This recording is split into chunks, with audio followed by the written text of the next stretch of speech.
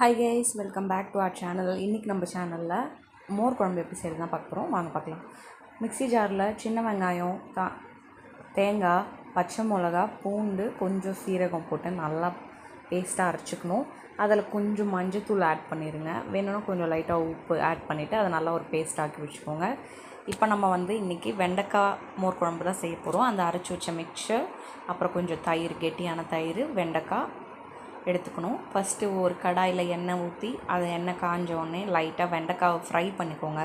அந்த பிசுபிசுப்பு தன்மை இல்லாமல் கொஞ்சம் ஃப்ரை ஆகிற வரைக்கும், அந்த கலர் சேஞ்ச் ஆகிற வரைக்கும் நல்லா ஃப்ரை பண்ணி எடுத்துக்கணும். கொஞ்சம் உப்பு ஆட் பண்ணி ஃப்ரை பண்ணிங்கன்னா கொஞ்சம் சீக்கிரம் குக் ஆகும். ஸோ அதுக்காக தான் உப்பு ஆட் பண்ணுறது. ஆட் பண்ணி வெண்டைக்காய் நல்லா ஃப்ரை ஆனதும் அதை எடுத்து சைடில் வச்சுருங்க.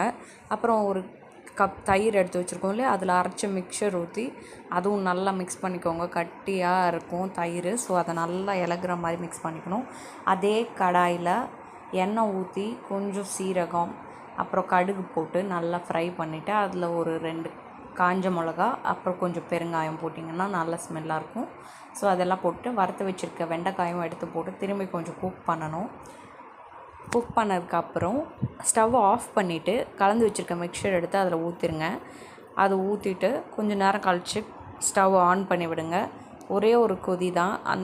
ஒரே ஒரு வாட்டி அது கொதித்து வந்தக்கப்புறம் இறக்கிட்டிங்கன்னா குழம்பு சூப்பராக ரெடி ஆகிடும்.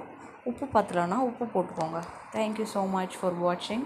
இந்த வீடியோ உங்கள் ஃப்ரெண்ட்ஸ் அண்ட் ஃபேமிலிஸ்க்கு ஷேர் பண்ணிவிட்டு மறக்காம நம்ம சேனல் சப்ஸ்கிரைப் பண்ணிவிடுங்க. பாய்.